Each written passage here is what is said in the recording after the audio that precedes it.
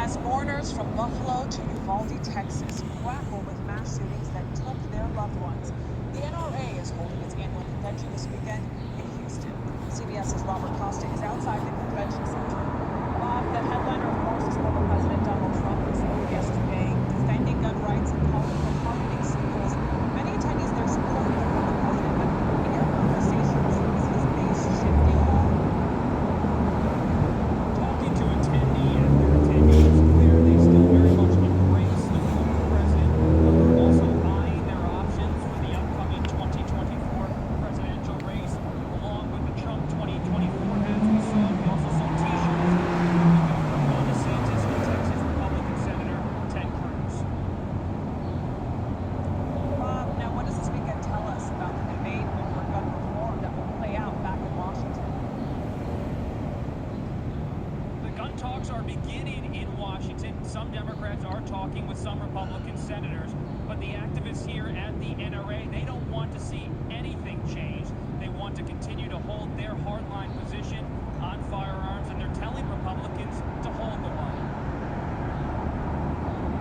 Bob Costa, thank you.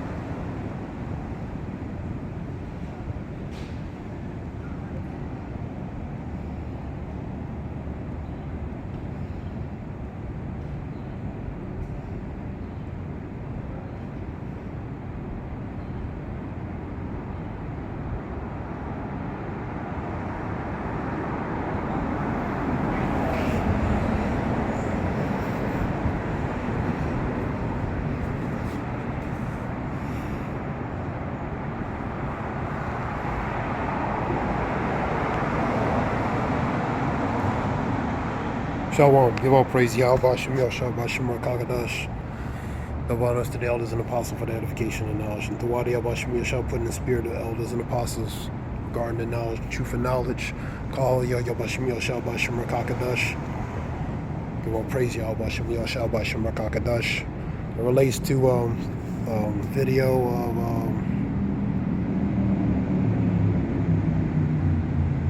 CBS Evening News relating to gun control, dealing with the massacres that were happening in Uvalde, Texas, and Buffalo, and different other places relating to gun control. Video relating to taking more gun control measures, a definition of gun control, and also a few articles relating to the gun control.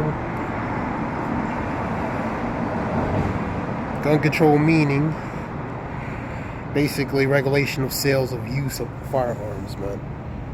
So they want to regulate, control, relating to, they want to regulate and control the sale and use of specific particular firearms, man. You know, more for example, the assault weapons, man. Your M16s, your AR-15s, and different things.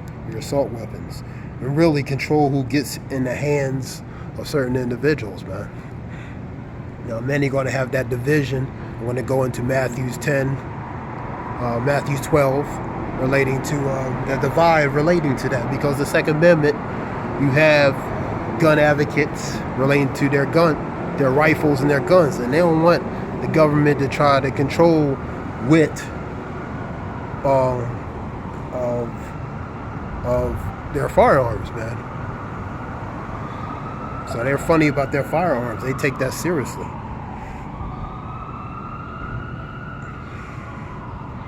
Another definition relating to gun control is regulation of selling or owning the use of guns. And some will say that gun control is AKA pretty much taking your guns away from you, man, so you don't have none to defend yourself. So some are very advocate about relating to the Second Amendment, man.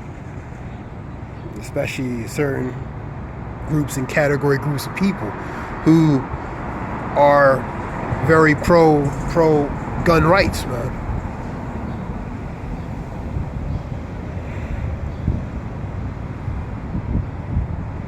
Let's get some scriptures.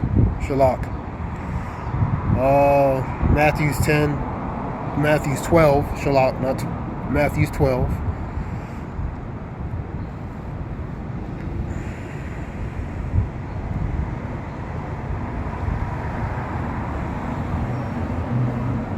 Yahushua knew their thoughts and said unto them, every kingdom divided against itself is brought into desolation. So a divided kingdom is going to be its own destruction, man. And every city or house divided against itself shall not stand, because eventually that division is going to fracture or collapse within, where it's not going to stand, man. Let's go to number 26.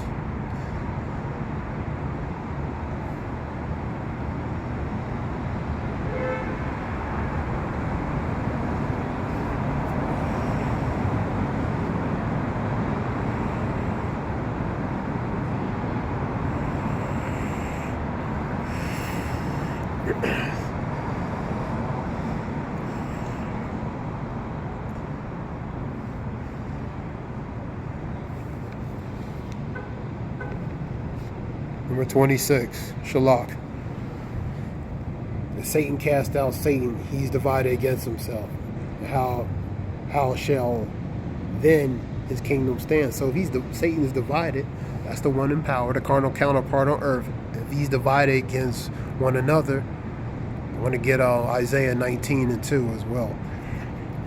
He's going to be, he's not going to stand, man, because there's going to be division. They're not going to be able to agree on how to run and operate efficiently, man, for example. So the kingdom ultimately is going to be divided, man. What's going to happen is not going to be able to stand, man. It's going to collapse. And that's what you're seeing. You're seeing the minor collapses in different areas, and different venues, man.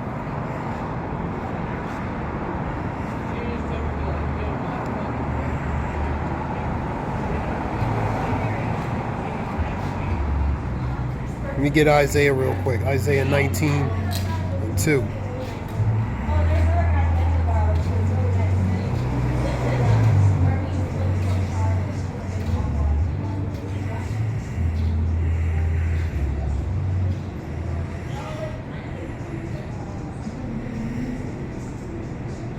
Isaiah 19:2. I'll get this one. And I will set the Egyptian against the Egyptian. So, for example, gun rights. You're going to have the Egyptian against the Egyptian. Certain category groups of people versus other category groups of people. And they shall fight every one against his brother, and every one against his neighbor, city against city, kingdom against kingdom, man. So it's going to be pretty much civil unrest, civil war, man. 2nd Ezra 15. Get that real quick. 2nd Ezra 15. They shall take the course of their actions in their own hands, and they shall not regard the kings and princes. I want to get that. And you're gonna see a lot of unrest regarding that, man.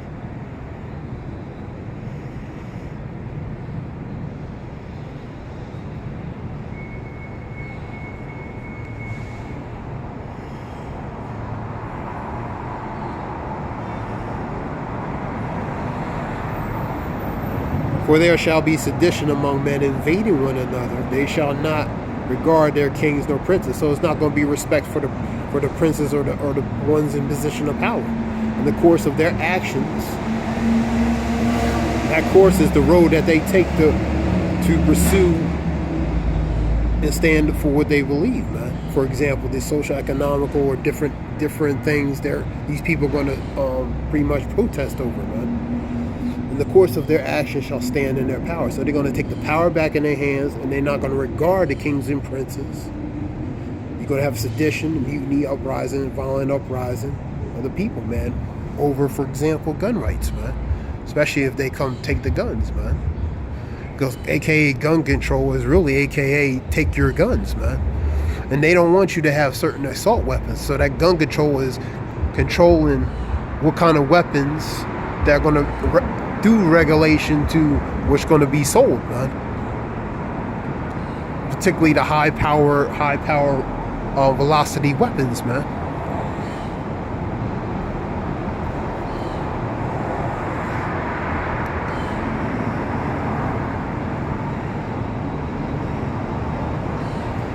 Go to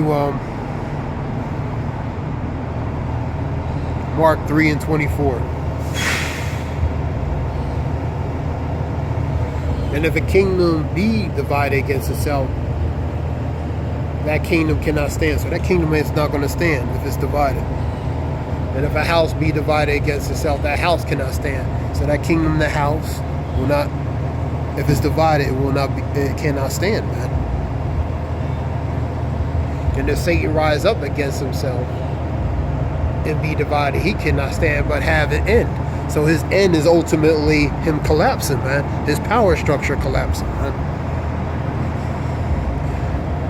No man can enter a strong man's house and spoil his goods except he first bind the strong man.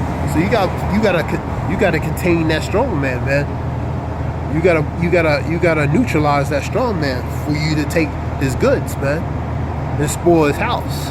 And his house is pretty much, in this case, the possessions he has, man. This power structure, man.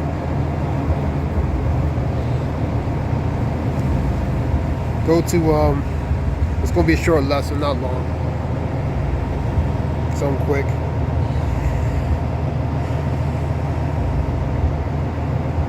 Go to 10:3 of Psalms.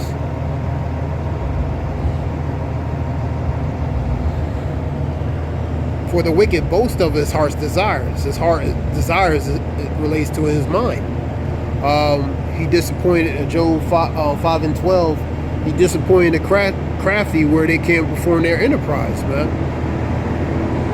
And the blessed of covetous whom the Lord abhorred. And the Lord abhorred the evil, man, the wicked, man, because they're wicked. You know? So they're going to boast. They're going to proudly speak, the wicked, of their heart's desire, man. The wicked through the pride of his countenance, which his appearance will not seek after God. And God is not all in his thoughts, because he's the wicked. He's created to be wicked. So he's unrighteous, man. So he knows not righteousness, man. He is always grievous. His ways are always grievous. Isaiah 10 and 1, man. Let me get it. Isaiah 10 and 1. His ways are always grievous.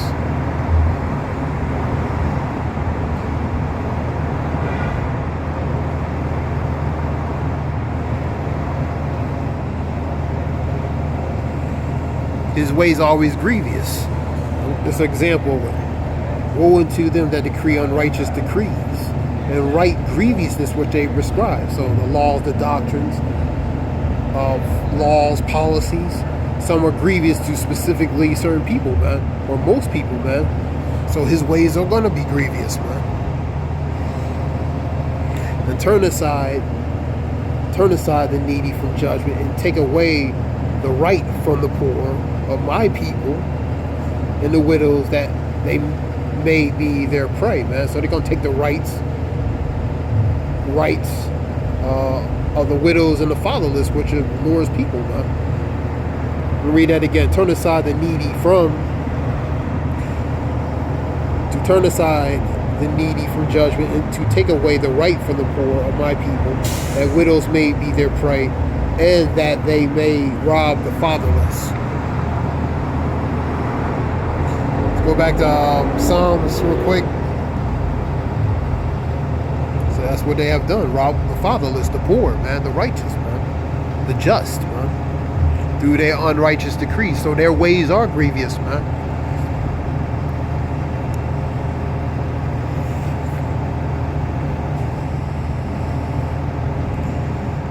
Let's go back to Psalms.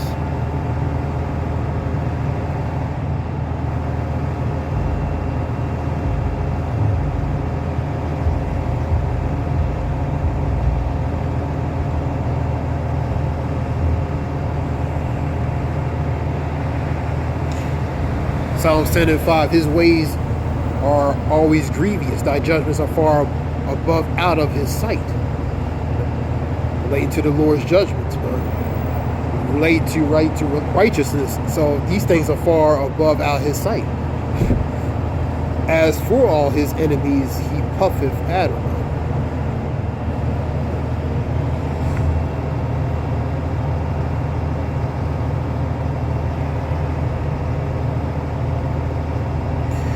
He hath said in his heart, I shall not be moved. Scripture talk about Revelations, I sit a queen, and I shall see no sorrow. Psalms 49 and 11, the inward thoughts which are their mind, the inward thoughts that the kingdom, their houses will continue forever, man. So in their heart, they believe they're not going to be moved, they're not going to see sorrow, and their kingdom is going to continue on, man. For he has said in his heart, I shall not be moved, for I shall never be in adversity. So that's that pride, man. That goes to that pride. This relates to the mindset, the characteristics and traits, how the wicked and the prideful feel about certain things, and how you relate to their mannerism, man. The scriptures talk about that pride has deceived thee, man. Their pride has deceived thee, man. 10 and 7. His mouth is full of cursing and deceit and fraud. So lies, deceit, cursing.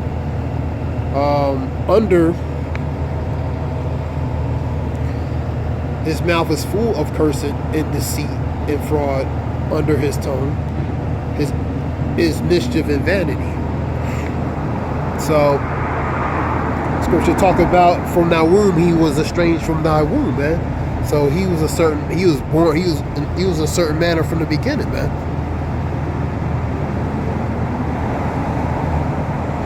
And he sitteth in lurking places of the village, in secret places doth he murder the innocent, which is the righteous, and his eyes are privily set upon the poor. So they're set to do certain things. He's set to perform certain things against the poor, man. Revelations 12 and 12. Woe unto the inhabitants of the earth and the sea, for the devil's going to come in great wrath, knowing but he has a short time. Shalak.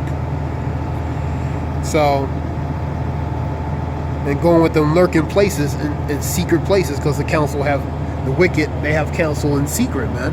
The scripture says, man. So they have secret in secret places. They have counsel to how to implement certain things. Scripture talk about they study destruction, related to Proverbs 24 and 2, man. And their lips talk of mischief, man. So their mannerism is they don't. Is also in Proverbs talks about they don't rest unless they do mischief, man. So that's the mannerism of the wicked, man. They always in counsel how to do the next thing relating to how to do the next thing against the poor and the righteous, the Lord's people, man. And just overall society, man. Scriptures talk about 29:2, when the righteous are in authority, people rejoice, but when the wicked bear rule, people mourn. So when the wicked are in a position of power, people are mourning, man. So their ways are grievous to the people, man.